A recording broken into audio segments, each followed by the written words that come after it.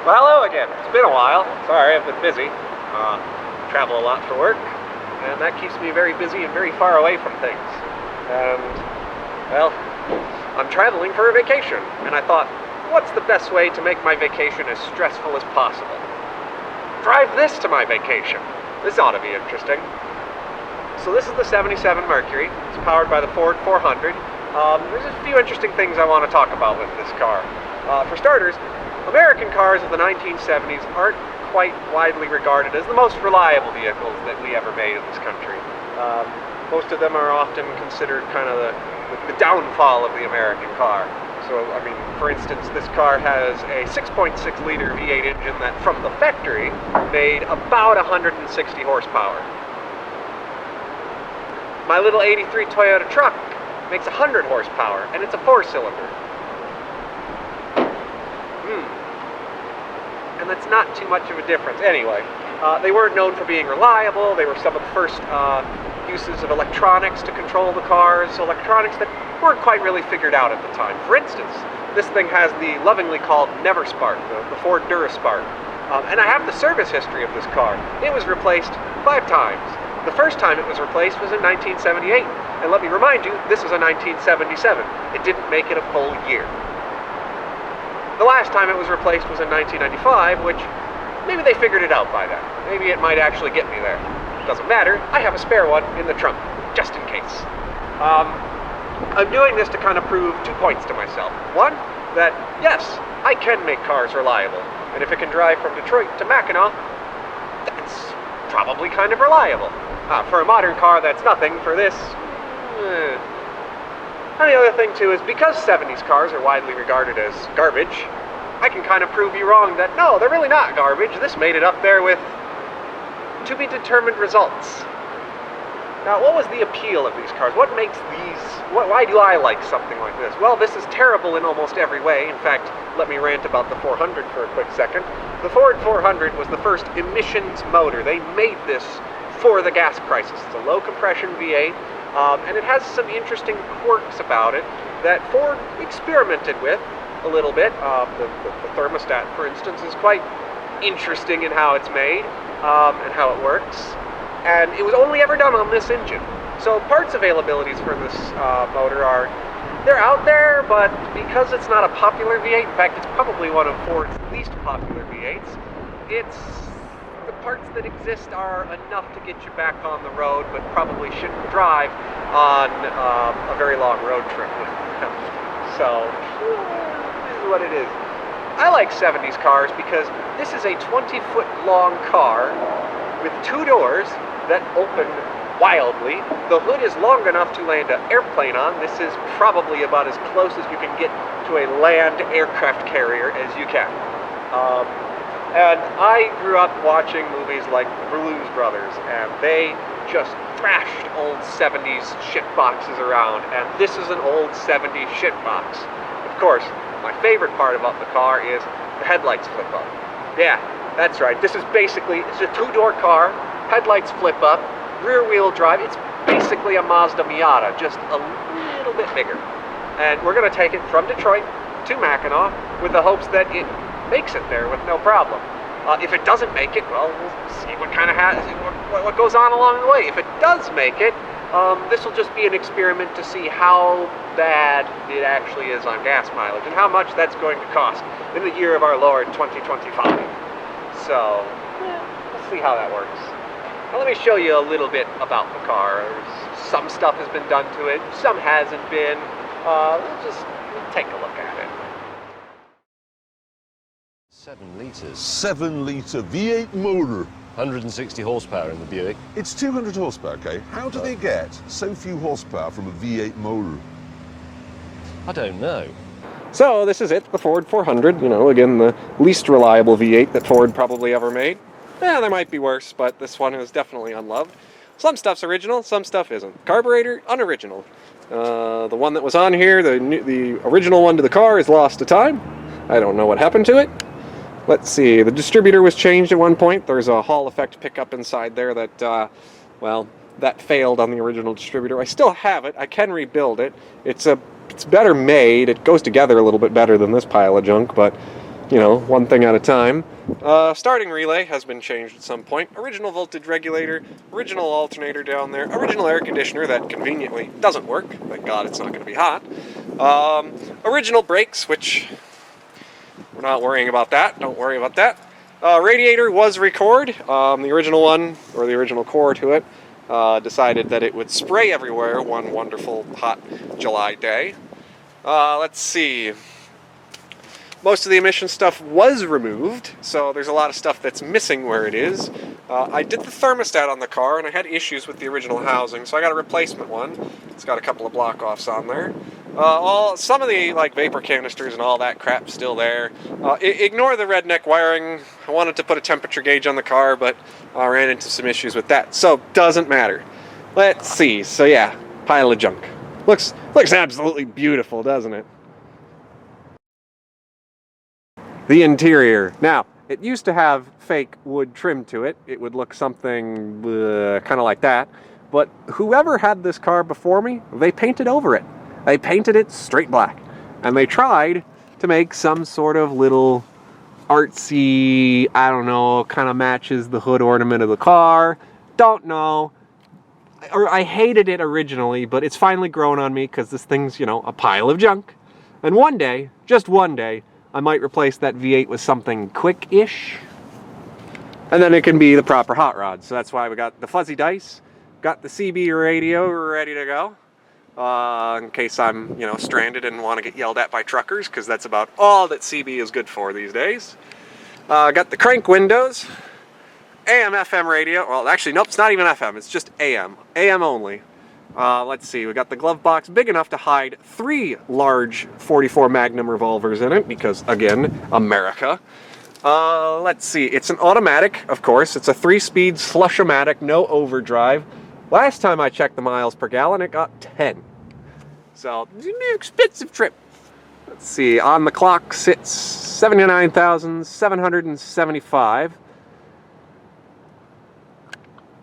And you got one full bench comfy seat about as soft as your couch is. It's still the base model, but oh, is it comfy to sit in. Just like in the back, even though no one really sits back there, this was your personal luxury coupe. You've got some comfy seats back there as well. Of course, I said earlier, it's like a Miata basically, because now they have to be on because they're vacuum operated, not electric. Because it's got flip-up headlights. They go up, and they go back down. Basically a Miata, and you can't prove me wrong. 2 doors, it's a hard-top Miata. Tell me I'm wrong. All right, just one more thing. From a ship, a canvas hat. Alright, me mateys, my ship's been thoroughly inspected. It's time to set sail.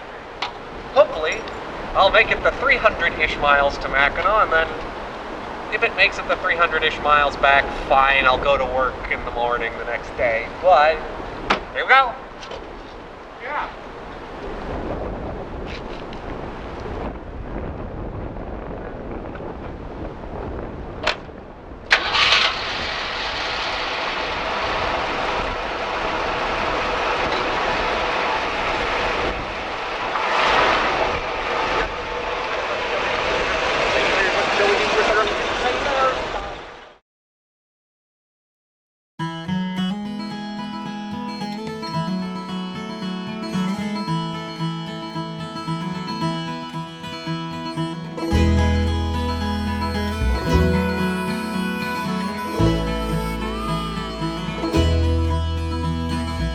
Sweet Mother Michigan, Father Superior, coming down from Mackinac and Sault Ste. Marie.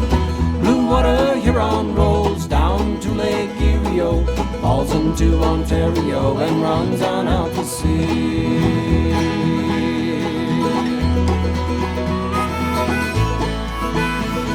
The Great Lakes are a diamond on the hand of North America, a bright shining jewel on the friendship border ring. It's a freshwater highway coming down from Canada, and all along the coastline you can hear the people sing. Sweet Mother Michigan, Father Superior, coming down from Mackinac and Sault Ste. Marie. Blue water Huron rolls down to Lake Erie, falls into There we go, 80,000. runs on out to sea.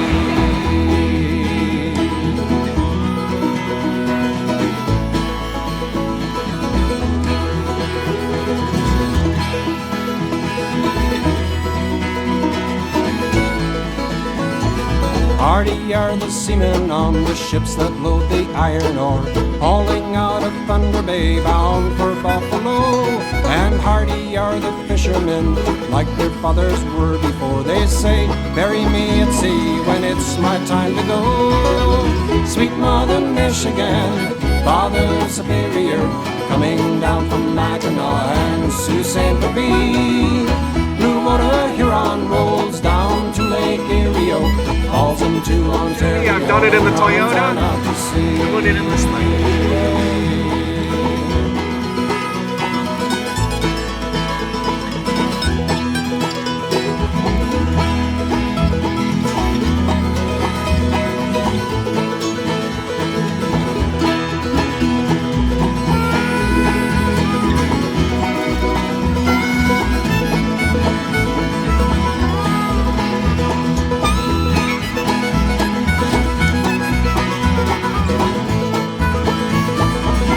Below the quarter deck, old men mend the fishing nets, while up on the windy bridge, young men curse into the wind.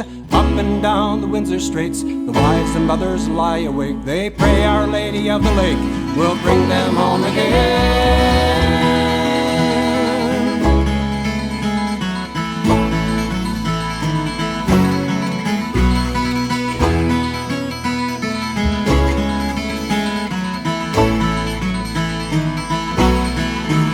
Singing, Sweet Mother Michigan, Father Superior, coming down from Mackinac and Sault Ste. Marie. Blue water Huron rolls down to Lake Erie, falls into Ontario and runs on out to sea. Singing, Sweet Mother Michigan, Father Superior, coming down from Mackinac and Sault Ste. Marie. Blue water Huron rolls down to Lake Erie, falls into Ontario and runs on out to sea.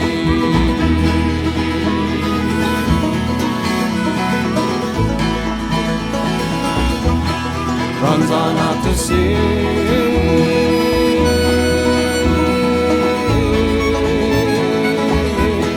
Runs on out to sea.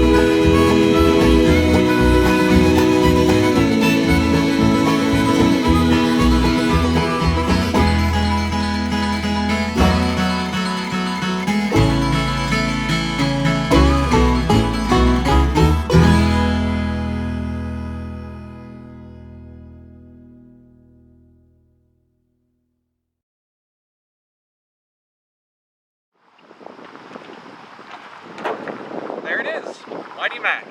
It made it 350 miles so far, which in a normal car is nothing. In something that's about 45 to 50 years old, from an era where people thought these cars were made like crap, that's quite the milestone. And then on top of it, I'm the one that maintains this car, so that's even worse for it. I was a little bit concerned before I set off because I sent the oil in for analysis, and they just wrote back saying, the engine kind of snacks on itself from time to time. But overall, it got 14.7 miles to the gallon. It has only consumed about a half a quart of oil, which is actually still quite impressive for the condition of the car. The wheel bearings haven't melted away, the thing still runs, it's not leaking anything. I'd say so far, not a bad road trip.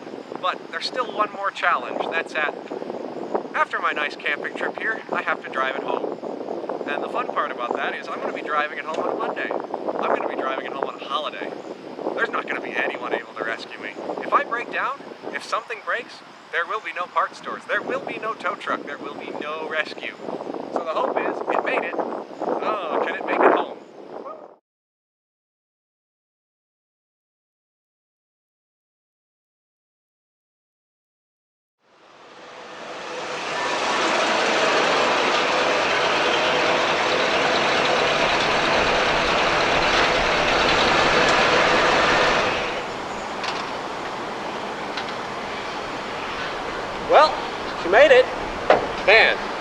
One hell of a road trip. You know, I really thought something would actually happen, but it didn't. The car performed wonderfully for the whole drive, not a single problem the entire way. I mean, I can't ask for anything better.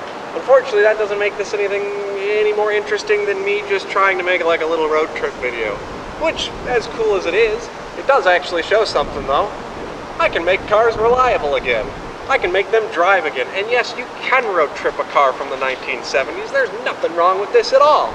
Though, I did run some of the numbers and, well, we'll read those off in a second. The average fuel economy and how much it costs to drive is a little questionable, but before I get into that, let me just say something. For most of the road trip, I stayed off the interstate. For most of the road trip, we're on the back roads, driving down through the small towns, and that's where you find all the best stuff at. You don't find it on the side of I-75, you find it on the side of M33. And found a lot of cool cars for sale. I'm gonna buy that El Camino, but screw the Toyota, I'd rather drive this thing around. Basically a truck.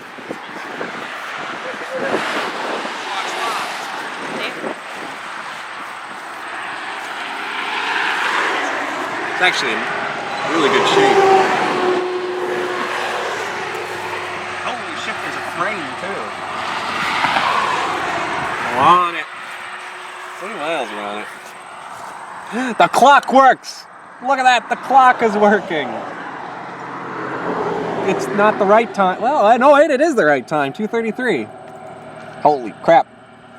I want it. I want all of this. Is the perfect vehicle for me.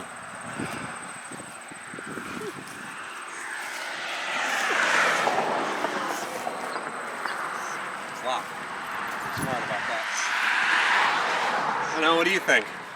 It's pretty dope. That means I might have to sell this. I don't really want to sell this guy, but I only have so much driveway space. Damn, that El Camino was pretty cool, wasn't it?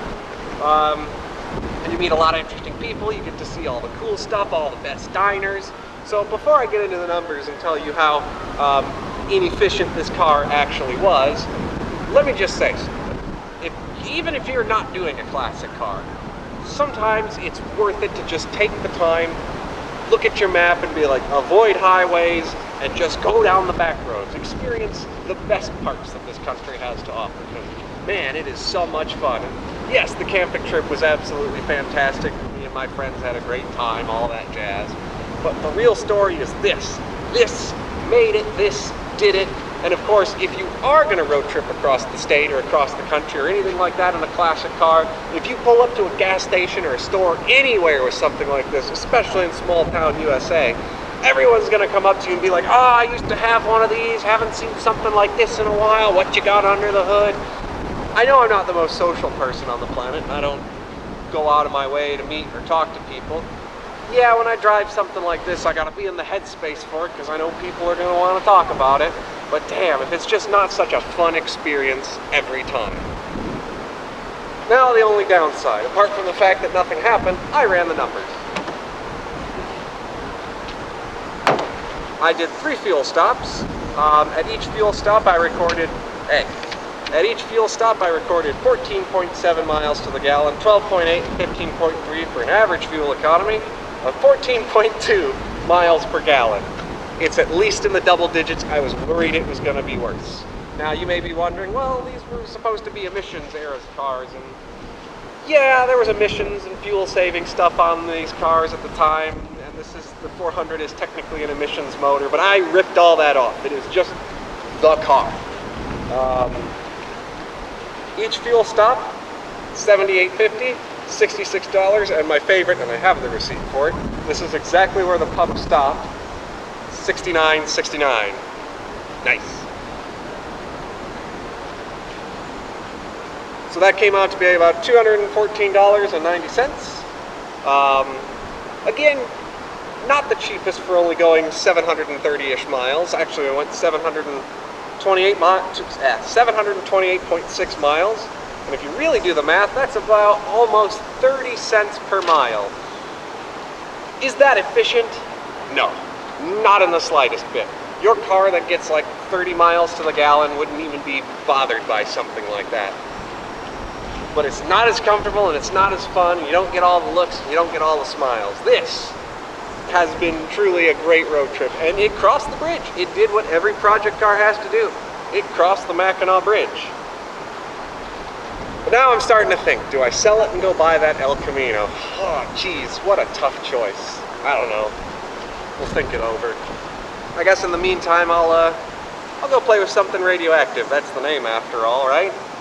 Got some radioactive stuff at the house, got some radiation we can play around with, but man, this was fun. So I hope you enjoyed the no calamity whatsoever, just a basic, boring, unexciting road trip in a car that is truly basic and boring, but also at the same time exciting and fun. And yes, 120 some odd horsepower of sad American V8 is a lot of fun to drive. This thing floats down the road. This land yacht, this aircraft carrier, this is the most comfortable drive I've ever had up to Mackinac.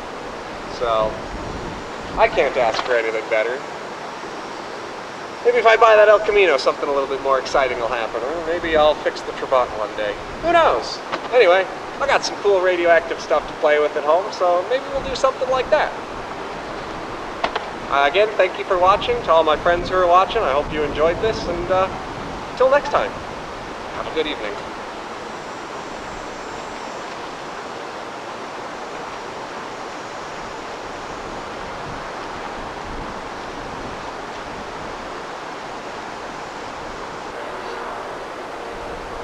Yes, one more thing. This guy here, you might have seen him floating around in the background. This is Existential Crisis Bob. I picked him up as a gift for Amanda not too long ago, because we've all felt that way before, right? I feel that way every time I have to get up and go to work in the morning. But anyway, unfortunately, his the web store that you could buy him at, they're not making him anymore. But I decided not too long ago, and you can see some of these pictures here, that when I go on a work trip that takes me to some place that has, you know, an interesting scenery or landmark or anything like that, I'll take Bob here and just, you know, have him sit in such a very pretty spot and just contemplate. Because, yeah, we've all been there before. Again, I hope you enjoyed, and, well, I'm gonna fade away now.